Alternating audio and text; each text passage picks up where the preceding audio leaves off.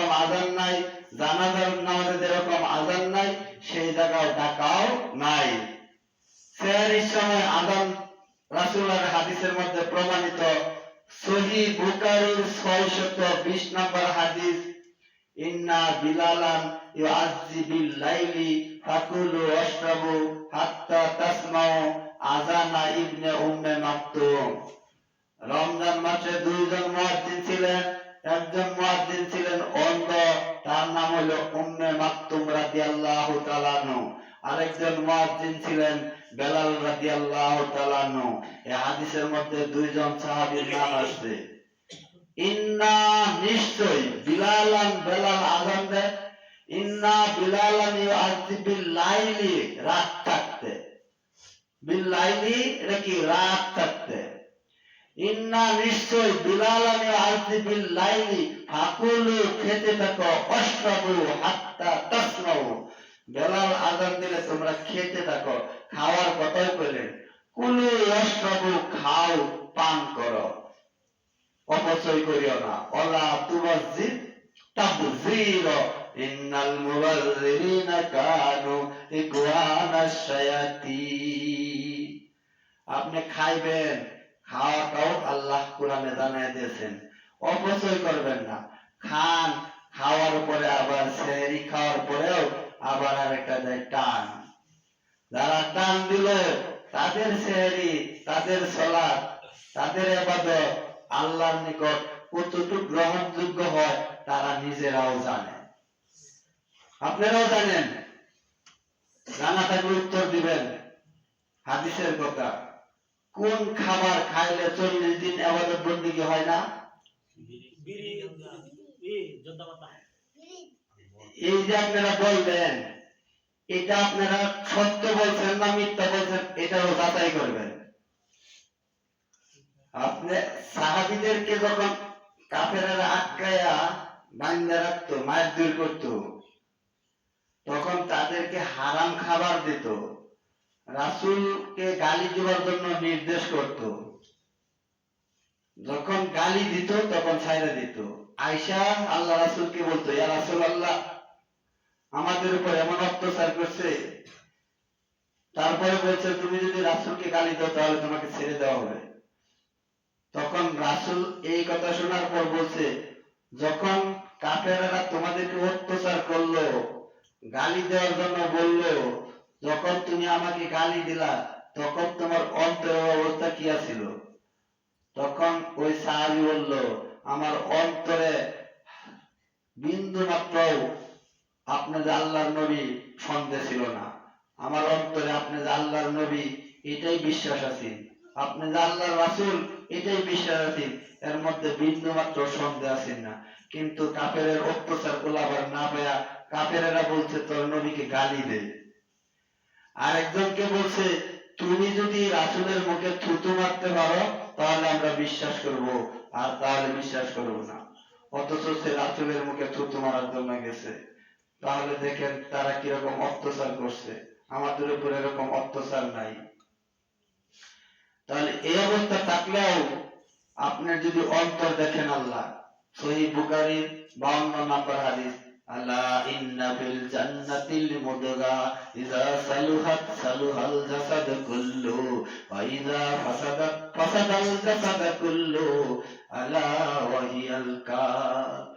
রাসূলকে যখন তারা গালি দিল, রাসূলকে যখন গালি দেওয়ার পরে তাদের কলবের মধ্যে আসেন যে আল্লাহ রাসূল সত্য একজন নবী, তাদের অন্তর এরকম বিশ্বাস ছিল, তখন আল্লাহ রাসূল বলছে, তাহলে তোমার ঈমান নষ্ট হয় নাই, যেহেতু তোমার অন্তরে এরকম আছে। চাঁদ সৃষ্টি করার পর হারাম খাবার দিয়েছে, কয়েকদিন না খাবার দেওয়ার পর, অনাহারে থাকার পর শুয়োরের গোশত খেলেও 40 দিন ইবাদত নষ্ট হয় না। কিন্তু তিনাতুল রাখাল তাদেরকে খাওয়ায় যারা নিশা দ্রব্য পান করে, যারা মদ খায়, যারা নিশা পান করে, তাদেরকে রাসূল বললেন তিনাতুল রাখাল খাওয়াবে। তা আপনারাও শুনছেন যে ধূমপান করলে, নিশা করলে তাদের সালাত হয় না 40 দিন। এরপরে রমজান মাস, আপনি যদি একটু চিন্তা করেন, আল্লাহ জান্নাতের যদি আশা করেন, ইচ্ছা করলে আপনি ছাড়তে পারেন।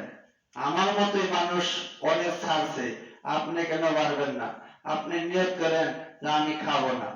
আপনার সামনে আপনি দেখছেন অনেক মানুষ বিড়ি সিগারেট খাওয়ার পর ছাড়ছে, তাহলে আপনিও ইচ্ছা করলে ছাড়তে পারবেন। আর ছাড়লে আপনার রোগ জীবাণু থেকে রেহাই পাইবেন, ছাড়লে আপনার ভাত খেতে মজা পাইবেন। যারা বেশি বেশি পাতা জর্দা পান খায়, এটা আমার জানা আছে, আমিও এক সময় খাইতাম।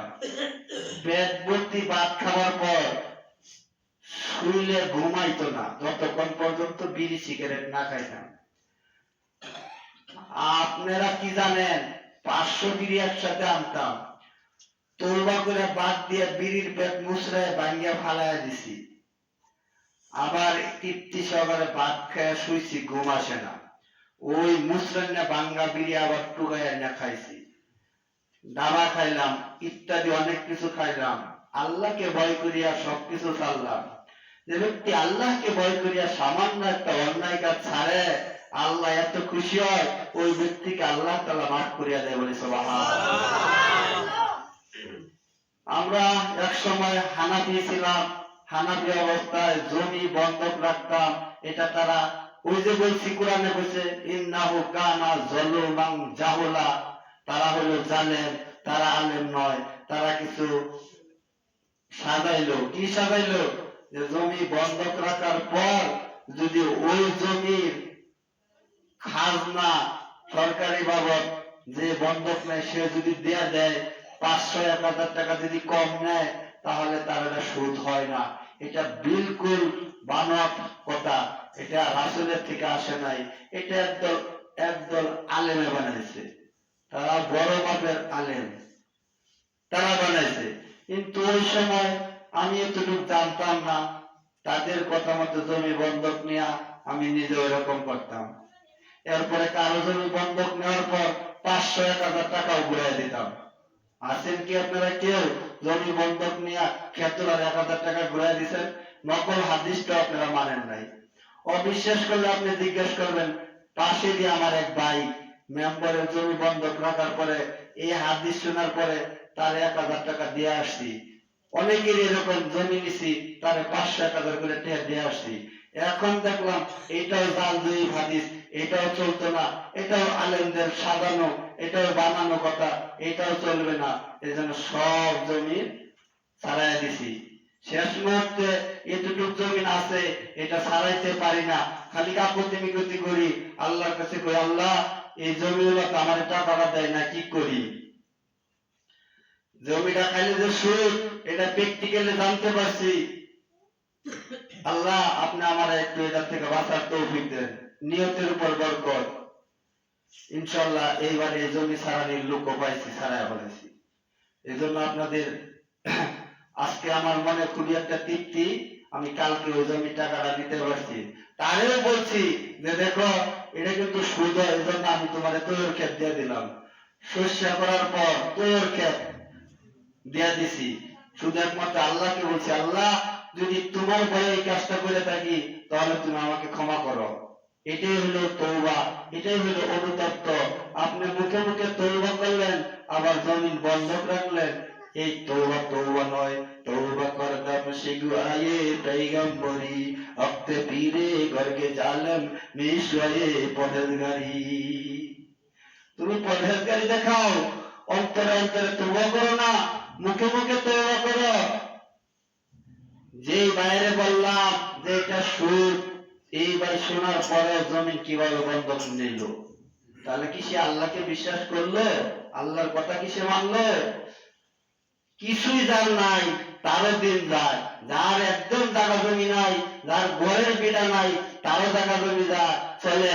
বেলাল রাদিয়াল্লাহু তাআলা আনহু হাবশী বংশের, জন্মগতভাবে তারা সকলেই পরের কাজ করতো, জায়গা সম্পদ ছিল না, চেহারাও ভালো না।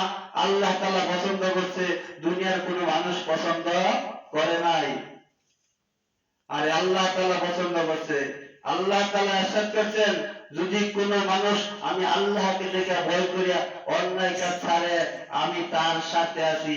ইন্নাল্লাহ মা'আস সাবিরিন, যদি কেউ সবুর করে, ধৈর্য ধারণ করে, আমি আল্লাহ তার সাথে আছি। যদি আল্লাহ আপনার সাথে থাকে তাহলে আপনার কোনো সমস্যা নাই। আবার